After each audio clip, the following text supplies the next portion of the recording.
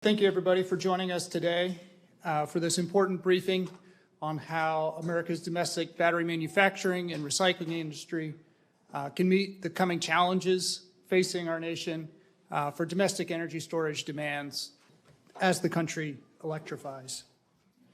One of the reasons we wanted to have this briefing is to address a lot of interest in battery manufacturing, rightfully so. I'm Roger Mixad. I'm President and Executive Director of Battery Council International. We're the primary trade association for the North American battery manufacturing and recycling industry, as well as representing companies around the globe. And today's presentations and our speakers today will help inform you about that industry and that segment of the industry which is still globally dominant here in the United States. The United States lead battery industry currently has more than 165 gigawatt hours of production capacity per year in the United States and more than 206 gigawatt hours if you include American company facilities across North America. But a couple of key figures you'll hear several of our speakers talk about today, which are really critical to demonstrating the importance of this industry. The lead battery industry recycles 99% of used lead batteries at the end of their service life. That's a higher recycling rate than any other consumer product in the nation and the globe. That's better than paper, cardboard, aluminum, cans. And that is a system that was designed and developed and funded by the lead battery industry for more than 40 to 50 years. And that recycling is turned back into new lead batteries. Recycling provides the vast majority of the materials needed to manufacture new lead batteries. The typical new lead battery is composed of more than 80% recycled content, and most of that recycling occurs in the United States and North America, with North American recycling providing 70% plus of the raw material input needed to generate and manufacture lead batteries each year. And that's without reliance on foreign adversary countries. As I said, BCI, we welcome Congress's investment and the nation's investment in manufacturing capacity for lithium products. You're going to hear from several of our presenters about how BCI members and traditional lead battery manufacturers are investing in that space as well. Our first speaker today is Pete Stanislawczyk, Executive Vice President and Chief Commercial Officer at East Penn Manufacturing in Pennsylvania. Thank you, Roger. Thank you for everyone being here. As you can imagine, lead is an important component in a lead battery. Manufacturers take lead in. It comes from either primary markets or secondary markets. They produce batteries. They're sold into either the OE channel or the aftermarket channel.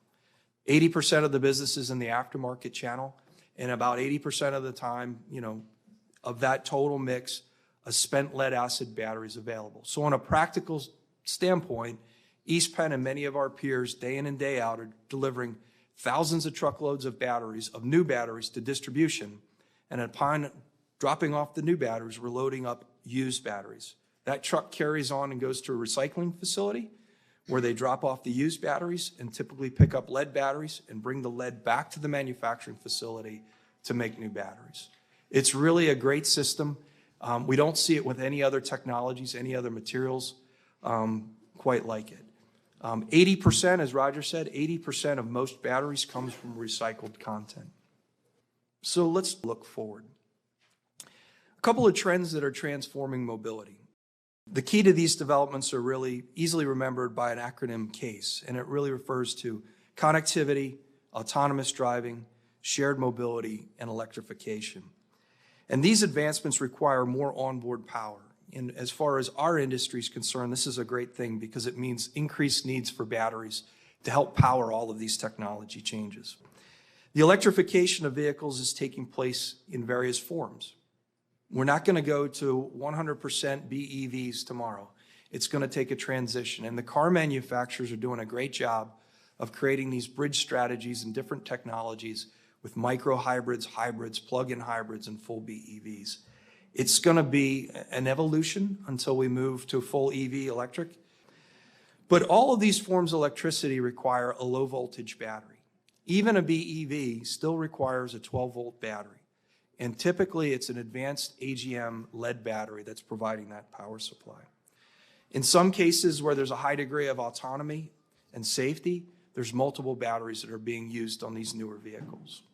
So the application of low voltage batteries is changing from the simple starter battery to an auxiliary battery, which has now become a very important critical safety component of the vehicle. And this is where I want to share some of our insights. Our original equipment customers, primarily the automakers, have identified advanced AGM batteries, AGM lead batteries, as the technology of choice for their low voltage needs. And it's really driven around 4 areas. We have a very strong availability of our product. We've got domestically sourced production and well-established production facilities right here in the United States. It's proven safe and reliable. We don't have the same failure modes and exposure to thermal events like lithium would have. It's extremely cost-effective when you compare it to other battery chemistries.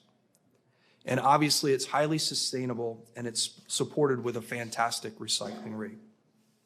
Our expectation is there's about a little less than 300 million lead batteries operating in vehicles today on American roads, and we think by 2040 that'll increase to 357 million. On a replacement rate that runs about once every 5 years, we expect the sales opportunity to increase to 71 million. So East Penn as an organization is very bullish on our future, and we continue to reinvest in future growth. There's never been more pressure and global competition to provide solutions in energy storage for carbon reduction in a sustainable way. The lead battery industry is in a unique position to help provide these solutions. We bring many, many decades of advancements in battery technology, but also the supporting domestic supply chain, and most importantly, the closed-loop system that it must come with. Thank you, Pete. It is now my great pleasure to invite Representative Dan Muser to the podium to speak about his interest in the battery industry. Yeah, well, by all means, it's very nice to be here with everyone. So, huge employer is the battery industry, right? For the United States, 38,000 employees. That's just on a direct basis. 4 times that, I think, on an indirect basis. Billions in payroll, billions in overall, $33 billion I have here in overall economic output, $13.7 billion to our gross domestic product. So very, very significant business. Something that came up along with the production capabilities and the importance of having batteries homegrown, meaning made in the USA, is the recycling rates. Right? Very, very important, I think, to everyone, even more so these days. But 99% of the lead-acid batteries are recycled within the United States. I'm not so sure any other country, frankly, can say even close to that. So that's very meaningful, and that's certainly a strong reason why we need to engage in and support and create as many U.S. battery manufacturers. Thank you, Representative Muser, for your remarks. Our next speaker is Kim Medford, President of NTEC International. Thank you, Roger. We are a global company headquartered in Lebanon, Oregon, and have been there since our founding in 1987. And we have spread a little bit across the world, but in the U.S., about half of our workforce, we have approximately 500 employees. And in the next 5 years, we'll more than double that workforce as we build out our new plant in Indiana. So what is a battery separator? Maybe we should start there. So separator is in all of the batteries that you utilize, whether it's lithium or lead or a variety of other technologies in between. It's in your vehicles, it's in your phone, and it sits between the positive and negative plate in a lead acid battery or the anode cathode in a lithium battery. It's incredibly important to separate those two parts of the battery. Without it, it just doesn't function. So while it's small, it's incredibly important in terms of its functionality within the battery. And incredibly happy to be one of only 2 lithium battery separator producers in the United States, and the only one that uses what's called a wet process, which is the preferred technology for EVs. We are using new technologies, new methodologies that we have pioneered, and we are recapturing at about 99.9% efficiency within our own process, which is we're incredibly proud of that. And being in the United States, we know it's incredibly important to really set that gold standard. So investment in energy storage. We're all here today because we know this is incredibly important for our economy to support not only our policies, but the growing jobs in our country that we need to sustain into the future. So this is an incredible panel to be on of experienced manufacturers. We are investing our resources in the critical domestic energy storage supply chain. We are continuing to scale in partnership with public investment and support for that domestic growth. So we are technology agnostic because we supply a separator, and we're happy to put that in a lead battery. We're happy to put that in a lithium battery. And the loan programs, the tax incentives, the grants that are fueling direct investment in the U.S. has allowed companies like us to really partner that private investment into the supply chain and grow rapidly. Our first big project we're doing is in partnership with Department of Energy. We are building a new lithium separator plant in Terre Haute, Indiana, in Vigo County. And it's just been an incredible journey to work with both federal and state partners along the way as we proceed with this project. We plan our groundbreaking within this year. And this first phase of our plant will support 1.5 million domestic electric vehicles. So when you're going to build a new plant, you have some challenges in front of you. NTEC has had some really excellent opportunities to come together with in public-private engagement, particularly with the White House Workforce Challenge, and to really highlight the issues that employers are faced with. We are, strong U.S. companies. We've been around for many, many decades. And we think we've got some things that we've learned and ways to engage in our communities that we've learned over that time period to share. Infrastructure across the U.S. is something that is a challenge and an opportunity, especially as we sit here in Washington and think about how to address this. Power, the electric grid. We are U.S. companies. We've all been here for many, many decades, investing in our workforces, investing in expansion, investing in new technologies. We understand U.S. environmental standards, we understand U.S. labor standards, and stewardship of public investment, and we're very committed to that. And focusing on aligning those investments with community and local goals is critical to the success as we look out many, many more decades for operation. Thank you, Kim. Next, we'll welcome Mark Matthews, Senior Vice President of Specialty Global Batteries at EnerSys. This panel, and myself included, are really passionate about batteries. So if I get excited about batteries, I know it's not the most exciting topic, but it gets me really going. So I just wanted to walk through, what EnerSys is. And one of the things we realized as we start to look at ourselves as a company is we have a great deal of technical knowledge and expertise. As this battery boom occurs, we're in a really good spot to take advantage of that, not only from a raw chemistry, electrochemistry perspective, but also from a systems level perspective, which is what EnerSys really excels at as well. So we designed the chemistry to fit the need of our applications. So as you look at that, there's 3 divisions. I run our specialty divisions, but I want to make sure that we do right by our EnerSys and Motive Power divisions. Our energy system division really focuses on telecommunications and broadband. So if you think about what's happened with cell networks over the last 20, 25 years now, it started at 3G to 4G to 4G LTE to 5G.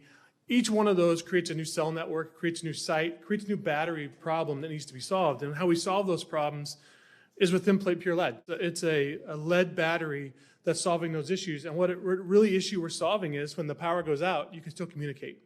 So that's been a big push and a big growth, is providing that UPS-type system for telecommunications, and that's grown. Now we've seen renewables. They're up and down in the grid. And how do we put energy storage on the grid in stationary applications that allow that to be smooth, to allow the solar and wind to be smooth within the grid itself? As EVs start to proliferate and the energy needs start to go through the roof, there's going to need to be the smoothing capabilities, and lead-acid batteries do a great job of that. And that's really where EnerSys is trying to expand our product line and listen to our customers and listen to the needs of the grid and expand our capabilities in that. You'll see that really here when you look at the different segments that we're addressing, and you can see those end markets are massive for us. So as large as EV is, the combination of all these end markets is also that big that we're going after with these particular battery solutions. And that's cable, industrial power, renewable, aerospace, defense, transportation.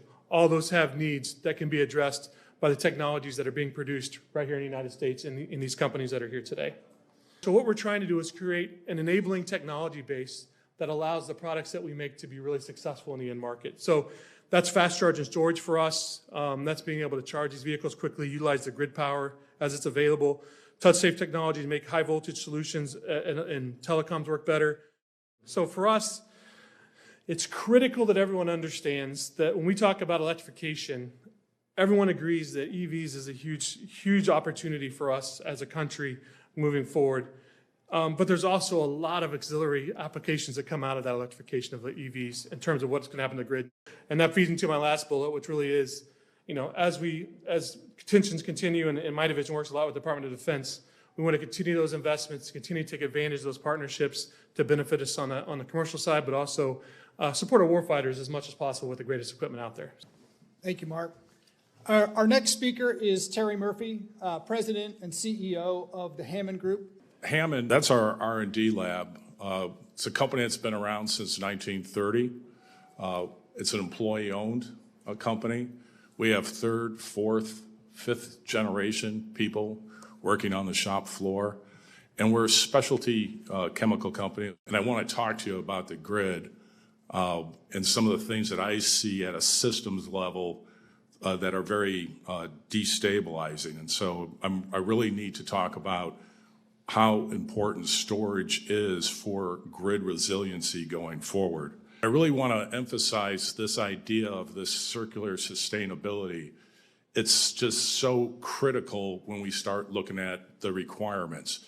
And if you look at the disruptors that I have on the right-hand side of the chart, the electric grid, the challenges that we're putting on the grid, and we're trying to go to a zero emissions economy and very unintentionally putting a huge strain into a national grid system that is completely undermining our national security and is going to start causing more and more blackouts.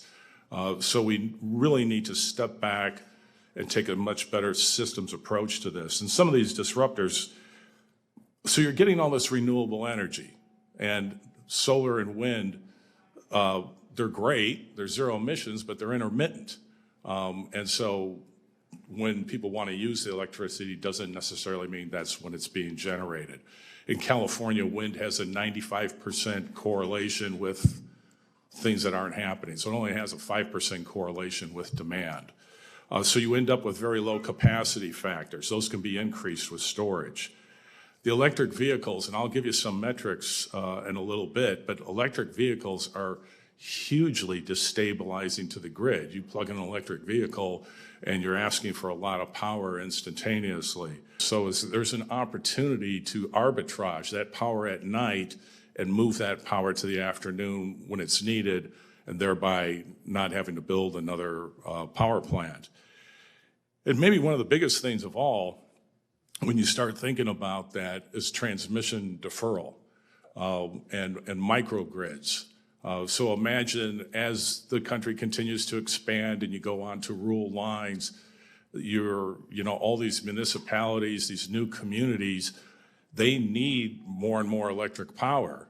And so the issue is, we'll have to build another transmission line out to that area. One of the options is to start forming a microgrid in this country and to be putting large storage facilities at the end of those lines, filling those up in the middle of the night so that they can handle the peak loads. I don't know if anybody's familiar with Banana, but maybe in Washington you've heard of Banana. If you haven't, Banana has built absolutely nothing near anyone. And transmission lines certainly fall into that category. So there's a lot of opportunities here when you talk about energy storage. So the graph on the left shows today we're at 21% renewables. But you got to understand half of that it's hydro. So solar and wind, as we sit here today, represent between them about 10% of our generating capacity. You look forward, and they're talking about 2 trillion kilowatts of additional energy that, if it's not backed up, this is all intermittent. It just doesn't work without storage. And so let me give you a context, for example, on an EV. A household uses about 30 kilowatt hours in a day, an average American household. Okay, that's the same amount of energy to recharge an EV for 100 miles. So one household is equal to 100 miles. All right, so now I go to plug in my electric vehicle, and they used to be 300-mile range. A lot of them are coming out to be 500-mile range. So I plug in the electric vehicle, and all of a sudden I'm demanding 5 households of energy. Okay, that's a big disruptor to the grid. But it's actually worse than that, because you have to think about things in the time dependent. So that household was asking for 30 megawatt hours over a 24-hour period. You're asking for all this energy right now in the next hour. Plugging in an electric vehicle is equivalent to adding 150 houses to the grid instantaneously. Ladies and gentlemen, that's not going to be able to happen. You have to have storage. We're not even going to be able to build out the grid that quickly. And so then the question becomes, what does that look like? What should that storage look like? What are the most important requirements for that type of a system? So the graph here on the left, it just goes through 2022, and this is just to give you an idea of what's going on. We've had a 10-fold increase in the past couple of years just from the EVs. We really need to rethink what are the most important requirements when we look at stationary and when it's not moving. So we've talked about the recyclability on lead and a lot of different charts. This is a chart right from the EPA, not something I drew up. And so you can see lead is, and everybody's talked about, has this 99% recycling. The lead batteries go back into another lead battery. It's the only use for lead. And so when you think about it, a lead battery has infinite sustainability. And that's really, when we're talking about trillions of kilowatts, it's storage on trillions of kilowatts, we have to come up with systems that have infinite sustainability. And it's a domestic source. It's a fascinating product. I'm proud to be part of this industry. The problem with the lithium ion, it's one and done. Now there's billions of dollars that are being spent on lithium ion recycling, and there should be. There's all sorts of valuable materials, as we saw on the other chart. The problem is that hasn't been proven. It's going to be very difficult to separate all those components. The only thing in a lead battery is lead, so it's easily recovered. So there's an inexhaustible supply of lead. The same can't be said for a lithium-ion battery. And there's not a single lithium-ion battery in existence today that came from another lithium-ion battery. Conversely, there's not a lead battery today that didn't come from another lead battery. Thank you, everyone, for coming and for joining us today. It's been a really exciting panel, and I'm really glad to see this industry coming together, all the attention and excitement from the folks in the building, as well as Representative Muser, who came by earlier. Thank you all, and have a good afternoon.